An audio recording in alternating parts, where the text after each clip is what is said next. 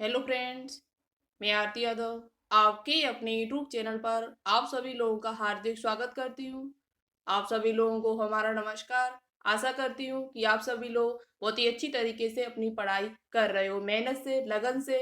यदि आप पढ़ाई करते रहोगे लगातार तो गारंटी हम लेते हैं कि आपका 2021 में जरूर ही सिलेक्शन होगा, चाहे आप किसी भी एग्जाम की तैयारी कर रहे हो। तो आज यहाँ पर हम बात करने वाले हैं जो हमारे विटामिन से 10 क्वेश्चन बचे हुए थे, 10 क्वेश्चन आपके बचे हुए थे जो पार्ट नंबर 4 में आज हम आपको कराने वाले हैं। बहुत ही इंपॉर्टेंट क्वेश्चन है। आपको 4-5 क्वेश्चन ऐसे दिखेंगे आज इस वीडियो के अंतर्गत जो आपने शायद इससे पहले कभी नहीं पढ़े होंगे। तो वीडियो को पूरा जरूर देखिएगा। आज हम आपको टॉप 10 बचे हुए क्वेश्चन कराएंगे। पार्ट नंबर 3 में हमने टॉप 15 क्वेश्चन आपको करा दिए थे। यदि आपने पार्ट नंबर 3 नहीं देखा विटामिन से तो एक बार उसे जरूर देखिएगा। बहुत ही इंपॉर्टेंट क्वेश्चन है, याद रखिए इस बात का। जिस प्रकार के क्वेश्चन हम आपको करा रहे हैं ऐसे ही क्वेश्चन आपके एग्जाम में पूछे जाते हैं। इससे बाहर कोई भी क्वेश्चन आपको एग्जाम में नहीं मिलेगा। यदि आप लगातार हमारे से जुड़े रहोगे, लगातार जो भी हम पढ़ा रहे हैं उसे अच्छे से मन से और लिख के याद करोगे, यदि आप नोट्स हमारे साथ बना रहे हो तो गारंटी हम लेते हैं कि 2021 में आपका सिलेक्शन जरूर होगा। ठीक है, तो चलिए टाइम ना वेस्ट करते हुए या स्टार्ट करते हैं आज की वीडियो को। और बचे हुए 10 क्वेश्चन हम आपको कराते हैं। देखते हैं आज का फर्स्ट क्वेश्चन क्या है। तो देखो, पहले बात करते हैं जो हमने आपको 10 क्वेश्चन, उसमें 15 क्वेश्चन पिछली वीडियो में जो कराए थे पार्ट नंबर 3 में। उसमें एक क्वेश्चन था, हमने आपसे पूछा हुआ था, कुछ स्टूडेंट ने आंसर अच्छा दिया, उसके लिए बहुत बहुत थैंक यू आपको। एक क्वेश्चन था कि विटामिन ई का दूसरा नाम क्या है। तो विटामिन ई का दूसरा नाम है आपका फर्टिलिटी विटामिन। इसे फर्टिलिटी विटामिन के नाम से या बांझपन विटामिन के नाम से भी जाना जाता है, क्योंकि विटामिन ई की कमी से कौन सा रोग होता है, इसे बांझपन बांझपन विटामिन कहा जाता है, और इसे या फर्टिलिटी विटामिन के नाम से भी जाना जाता है। विटामिन ई का रासायनिक नाम क्या है। तो विटामिन ई का जो रासायनिक नाम है वो आपका टोकोफेरॉल है। क्या है? टोकोफेरॉल है। और इसकी कमी से आपको रोग पता ही है, इसकी कमी से नपुंसकता रोग हो जाता है। ठीक है, तो ये क्वेश्चन था। और बाकी क्वेश्चन हमने आपको पूछे हुए थे, आपने आंसर, कुछ स्टूडेंट ने तो आंसर दिया लेकिन कुछ ने पूरा आंसर नहीं दिया था। वीडियो को पूरा देखा करो और अच्छे से क्वेश्चन आंसर दिया करो। बार बार जितनी बार आप लोग लिखोगे उतनी तैयारी आपकी बेहतर होगी, इस बात को ध्यान में रखें। ठीक है, तो चलिए क्वेश्चंस को स्टार्ट करते हैं। तो देखिएगा, एक क्वेश्चन हमने आपको लास्ट में और पूछा था, उसका आंसर और बता देते हैं। सभी ने आंसर अच्छा दिया था उसका। विटामिन बी 12 में कौन सी धातु पाई जाती है। विटामिन बी 12 जो होती है उसमें कौन सी धातु पाई जाती है। तो उसमें कोवाल्ट नाम की धातु पाई जाती है। कौन सी पाई जाती है? कोवाल्ट नाम की उसमें धातु पाई जाती है। ये भी क्वेश्चन हमने आपको पूछा हुआ था। विटामिन बी 12 का रासायनिक नाम भी हमने आपको बता दिया था, साइनोकोबालमिन। साइनोकोबालमिन। ठीक है, तो चलिए अब क्वेश्चन पर बात करते हैं। क्वेश्चन नंबर आज का 16 है हमारा। वयस्क में ओस्टोमलेशिया किसकी कमी से होता है। वयस्क लोग जो होते हैं उसमें जो ओस्टोमलेशिया रोग जो होता है वो किस विटामिन की कमी से होता है। विटामिन के की, विटामिन डी की, विटामिन सी की, या ओनली बी सही है। तो याद रखिए, एक विटामिन हमारी है डी। विटामिन डी की कमी जब आपके अंदर हो जाती है तो वयस्कों में क्या होता है, ओस्टोमलेशिया रोग होता है जो हड्डियों से संबंधित है। वैसे भी विटामिन डी जो है संबंधित वो हड्डी से संबंधित है। ठीक है, विटामिन डी की कमी से वयस्क जो होते हैं, एडल्ट जो होते हैं, उनको ओस्टोमलेशिया हो जाता है। जबकि बच्चों की बात की जाए तो उनमें रिकेटिस नाम का रोग होता है। कौन सा रोग होता है? रिकेटिस नाम का रोग हो जाता है। तो आपको याद रखिए कि वयस्क में ओस्टोमलेशिया जो रोग होता है वो किस विटामिन की कमी से होता है। तो वो विटामिन डी की कमी से होता है। तो यहाँ पर ऑप्शन नंबर बी सही है। लेकिन इस बात को आप लोग ध्यान रखिए, इसी प्रकार के क्वेश्चन आपके एग्जाम में, आपको क्वेश्चन बहुत इजी होगा लेकिन आपको फंसाने के लिए वो ऑप्शन आपको इस प्रकार के देंगे कि आप पक्का गलत करके आओगे। कैसे? देखो, अब यहाँ पर आपको लास्ट में दिया है ओनली बी सही है। वैसे तो बी सही है ऑप्शन, लेकिन आपको बी पर टिक नहीं अब करना है, अब ऑप्शन नंबर डी पर टिक करना है। किस पर टिक करना है? ऑप्शन नंबर बी पे न टिक करके आप किस पर टिक करोगे? ओनली बी सही यहाँ पर लिखा है बाकायदा, तो इसलिए ऑप्शन नंबर जो डी होगा वो हमारा राइट आंसर होगा। तो आपको ऑप्शन भी बहुत अच्छी तरीके से एग्जाम में देखने को मिलेंगे। तो आप अच्छे से देखिएगा और सही से टिक लगा कर आए, नहीं तो क्वेश्चन आपका गलत हो सकता है। ठीक है, तो कौन सा ऑप्शन ठीक है? ऑप्शन नंबर डी होगा, वो हमारा राइट आंसर होगा। 22 में ओस्टोमलेशिया जो होता है रोग, वो विटामिन डी की कमी से होता है। देखिए क्वेश्चन नंबर 17 आज का। क्वेश्चन नंबर 17 है, मानव शरीर में विटामिन ए भंडारित होता है। मानव शरीर जो होता है उसमें विटामिन ए जो होती है वो कहाँ पर एकत्रित होती है, कहाँ पर कलेक्ट होती है? लीवर में, स्किन में, लंग्स में या किडनी में? तो याद रखिए विटामिन जो ए का जो भंडारण होता है वो कहाँ पर होता है? वो आपका लीवर में होता है। लीवर मतलब कि यकृत। लीवर जो होता है, जो हमारे शरीर की जिसे सबसे बड़ी ग्रंथि कहा जाता है, जिसका वजन जो होता है वो 1.5 केजी लगभग होता है। कितना होता है? 1.5 केजी यानी 1500 ग्राम इसका वजन होता है। और हमारे शरीर की सबसे बड़ी ग्रंथि यदि आपसे पूछी जाए तो आपकी यकृत ही होती है। क्या होती है? यकृत। और यकृत से ही हमारा पित्तरस स्रावित होता है, और पित्तरस जो बाइल जूस होता है वो कहाँ पर इकट्ठा होता है? वो पित्ताशय यानी गाल ब्लैडर में इकट्ठा होता है। ठीक है, तो यहाँ से ये क्वेश्चन भी आपको पता लग गया है। तो यदि आपसे पूछा जाए कि विटामिन ए कहाँ पर भंडारित होती है, तो वो आपकी लीवर में होती है। विटामिन ए की कमी से रोग कौन सा होता है? तो वो आपका रतौंधी होता है। क्या होता है? रतौंधी। ठीक है, अब बात करते हैं क्वेश्चन नंबर 18। क्वेश्चन नंबर 18 है हमारा, विटामिन बी 12 में कौन सी धातु उपस्थित होती है? तो देखिएगा क्वेश्चन क्या है हमारा, विटामिन बी 12 में कौन सी धातु उपस्थित होती है? जो विटामिन बी 12 अभी हमने आपको बताया था जस्ट, तो एफ ही यानी आयरन, एन आई निकिल, सीओ कोबाल्ट या जेड एन जिंक। तो अभी हमने आपको बताया था कि कोबाल्ट जो धातु होती है वो किसमें पाई जाती है? विटामिन बी 12 में पाई जाती है। किसमें पाई जाती है? विटामिन जो बी 12 होती है उसमें कोबाल्ट नाम की धातु पाई जाती है। इसलिए ऑप्शन नंबर जो सी होगा वो इस क्वेश्चन का राइट आंसर होगा। कौन सा ऑप्शन ठीक होगा? C option. वीडियो को लास्ट तक देखिएगा, लास्ट में हम आपको कुछ बातें बताएंगे जो आपको जानना बहुत ज्यादा जरूरी है। ठीक है, तो वीडियो को अंत तक जरूर देखिएगा। ठीक है, क्वेश्चन नंबर 19 है आज का, किस विटामिन को आर्गे कैल्सीफेरॉल कहते हैं? न्यू क्वेश्चन है आपके लिए, शायद इससे पहले आपने कभी नहीं देखा होगा। किस विटामिन को आर्गे कैल्सीफेरॉल कहते हैं? विटामिन D2 को, विटामिन D3 को, विटामिन B12 को या एनोट यानी कि इनमें से कोई नहीं? तो देखो एक बात तो यहाँ से स्पष्ट हो चुकी होगी, आपको शायद पता लग गया होगा, कैल्सीफेरॉल लगा है तो इसका मतलब है ये विटामिन डी से संबंधित है। किससे संबंधित है? विटामिन डी से। तो ऑप्शन नंबर सी और डी तो होना ही नहीं है, सी और डी तो होगा नहीं, इस बात को ध्यान रखें। अब बात है कि विटामिन D2 होगा या विटामिन D3 होगा। तो याद रखें आर्गे कैल्सी जो विटामिन डी होती है वो दो प्रकार की होती है। विटामिन डी जो है वो प्रकृति में दो प्रकार की पाई जाती है, एक D2 होती है और एक D3 होती है। क्या होती है? एक D2 होती है, एक D3 होती है। तो विटामिन D2 जो होता है उसका जो रासायनिक नाम होता है वो आर्गे कैल्सीफेरॉल होता है। इसलिए ऑप्शन नंबर जो ए होगा वो इस क्वेश्चन का राइट आंसर होगा। अब बात करते हैं विटामिन D3 का क्या होता है, तो वो भी हम आपको बता देते हैं।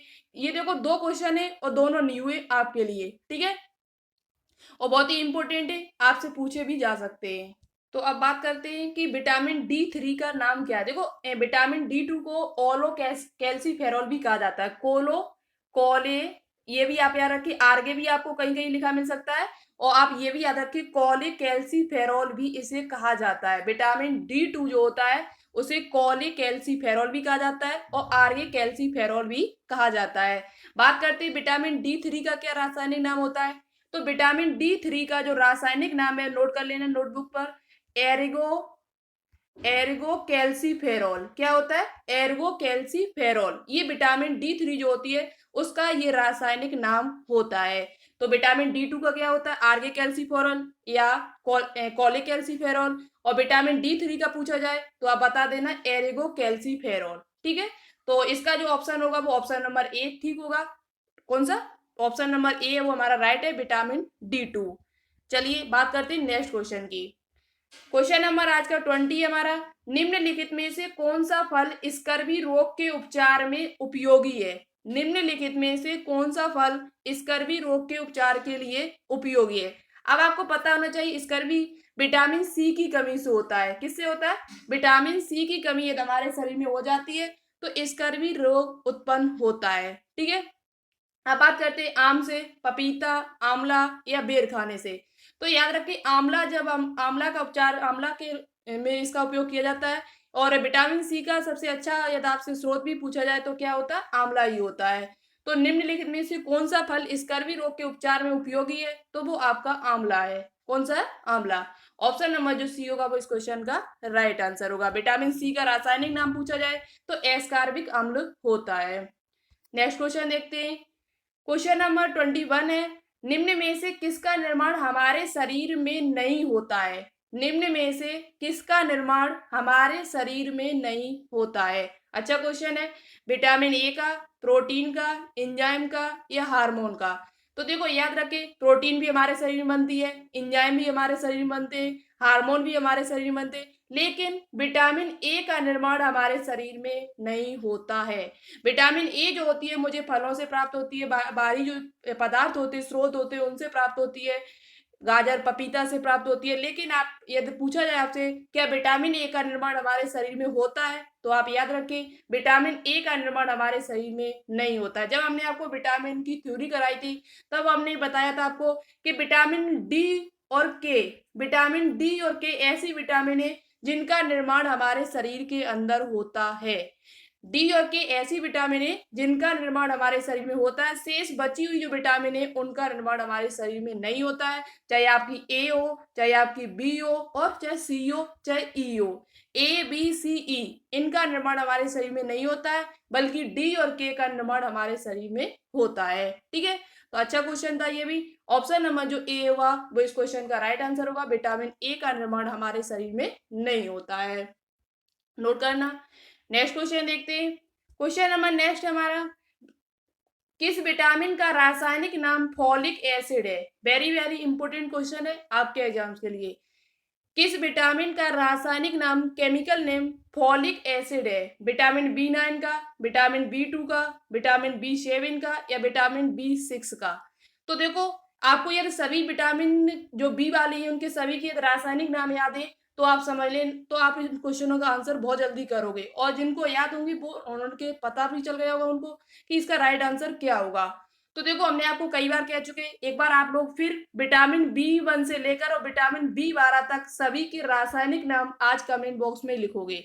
विटामिन बी1 से लेकर विटामिन बी12 के जितने भी रासायनिक नाम है सभी के कमेंट बॉक्स में सभी के नाम लिखोगे।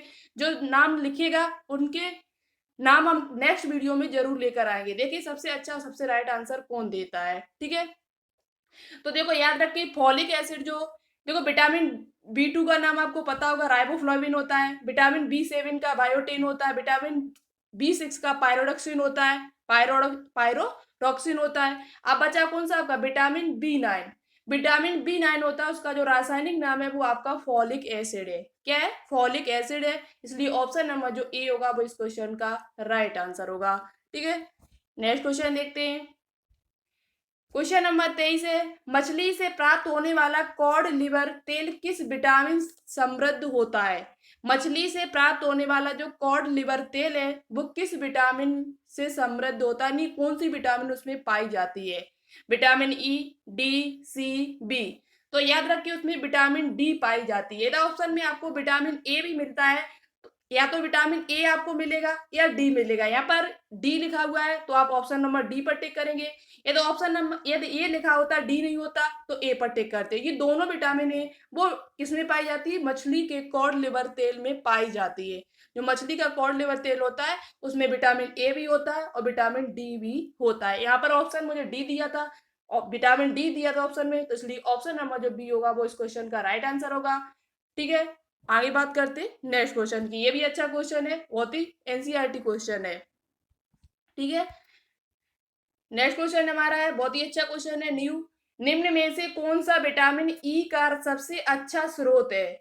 निम्न में से कौन सा विटामिन ई का सबसे अच्छा स्रोत है। ताजी सब्जियां, अंडे का पीला रंग, पीला भाग सॉरी, मांस, घी।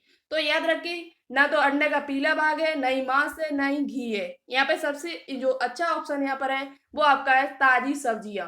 ताजी सब्जियां जितनी भी होती हैं वो विटामिन ई का सबसे अच्छा स्रोत माना जाता है। विटामिन ई का सबसे अच्छा स्रोत जो माना जाता है वो आपकी ताजी सब्जियां मानी जाती है। ऑप्शन नंबर जो ए होगा वो इस क्वेश्चन का राइट आंसर होगा। नेक्स्ट और लास्ट क्वेश्चन है आज का, और थोड़ा रुकना जाना नहीं, अभी हम आपको एक बात और बताएंगे। ठीक है, क्वेश्चन है हमारा आज का, निम्नलिखित में से यौगिक के किस समूह को सहायक आहार कारक कहा जाता है?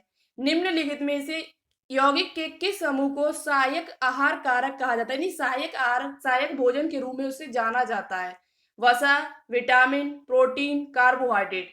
तो देखो याद रखिए, विटामिन जो होती है उसे सहायक कारक आहार के रूप में भी जाना जाता है, उसे सहायक आहार भी कहा जाता है, क्योंकि ये हमारे भोजन में एक सहायता पहुंचाती है। और बाकी की चीजें, यानी कि भोजन में यदि विटामिन की कमी है तो आप समझना आपकी शरीर की सुरक्षा है वो सही से नहीं हो रही है, शरीर आपका स्वस्थ नहीं रह सकता है कभी भी, ठीक है। तो विटामिन जो होती है वो सहायक आहार कारक के रूप में जानी जाती है, इसलिए उनको कहा जाता है। ऑप्शन नंबर जो बी होगा वो इस क्वेश्चन का राइट आंसर होगा। विटामिन को क्या कहा जाता है? सहायक आहार कारक भी कहा जाता है। तो पूछा जाएगा आपसे विटामिन को और किस नाम से जाना जाता है, तो सहायक आहार कारक के नाम से भी जाना जाता है, उसे सुरक्षात्मक तत्व के नाम से भी जाना जाता है। किससे? हमने आपको पिछली वीडियो में बताया था, सुरक्षात्मक सुरक्षात्मक तत्व के नाम से भी इसे जाना जाता है, क्योंकि ये हमारे शरीर की सुरक्षा करती है, ठीक है। तो ये आज के क्वेश्चन थे। आप कमेंट बॉक्स में कमेंट करके ये जरूर बताएं कि आपने 10 क्वेश्चन में कितने क्वेश्चन राइट किए, 10 क्वेश्चन में आपके कितने क्वेश्चन सही गए, ये कमेंट बॉक्स में कमेंट करके बताएं। और विटामिन B1 से लेकर और B12 जितनी विटामिन हमने रासायनिक नाम आपको बताए, सभी के रासायनिक नाम बताएं। देखिए सबसे अच्छा, सबसे राइट आंसर कौन देता है। अब बात करते हैं क्या आपको बताने वाले, तो कल से ध्यान रखिए, कल सुबह आपको नाश्ते के रूप में फिजिक्स, केमिस्ट्री और बायोलॉजी तीनों की मिक्सचर वन लाइनर, किसी दिन वन लाइनर मिलेंगे, किसी दिन ऑप्शन टाइप क्वेश्चन मिलेंगे, लेकिन तीनों के आपको क्वेश्चन मिलेंगे सुबह। सुबह ही आपको एक वीडियो मिल जाया करेगी फिजिक्स, केमिस्ट्री और बायोलॉजी, जिसमें 10 या 15 क्वेश्चन होंगे जो आपके एग्जाम्स के लिए बहुत ज्यादा इंपॉर्टेंट होंगे। लगभग हमारे पास 50 यानी 500 से ज्यादा क्वेश्चन है, लगभग 5-6 ऐसे क्वेश्चन ऐसे हैं जो आपके एग्जाम्स के लिए बहुत ज्यादा इंपॉर्टेंट हो सकते हैं। टॉप क्वेश्चन है फिजिक्स, केमिस्ट्री और बायोलॉजी की, चाहे आप किसी भी एग्जाम की तैयारी 2021 में कर रहे हो। तो आशा करती हूँ कि आज की वीडियो आपको अच्छी लगी होगी, और ज्यादा से ज्यादा इस वीडियो को शेयर करो, चैनल को थोड़ा सपोर्ट करो, जिससे हमारा भी मन लगे वीडियो को बनाने में, और हम आपके लिए लगातार वीडियो इसी प्रकार से बनाते रहें। और बायोलॉजी में एक बात और ध्यान रखें, बायोलॉजी में भी आपका नया चैप्टर स्टार्ट जल्दी करेंगे। नया चैप्टर आपको बहुत ही अच्छा इंपोर्टेंट चैप्टर मिलेगा, जो आपके एग्जाम्स के लिए बहुत ज्यादा इंपोर्टेंट भी होगा। तो चलिए आज के लिए इतना ही। आशा करती हूँ आज की वीडियो आपको अच्छी लगी, कमेंट बॉक्स में कमेंट करके जरूर बताएं वीडियो कैसी लगी, ठीक है। तो जो भी स्टूडेंट्स हमसे न्यू जुड़ रहे हैं वो हमारे चैनल को सब्सक्राइब करके बेल आइकन को प्रेस ऑल को क्लिक जरूर करें, जिससे हम जो भी इंपोर्टेंट वीडियो डालें आपके पास तुरंत हमारा नोटिफिकेशन पहुंच जाए। तो okay, thanks for watching this video. जय हिंद, जय भारत।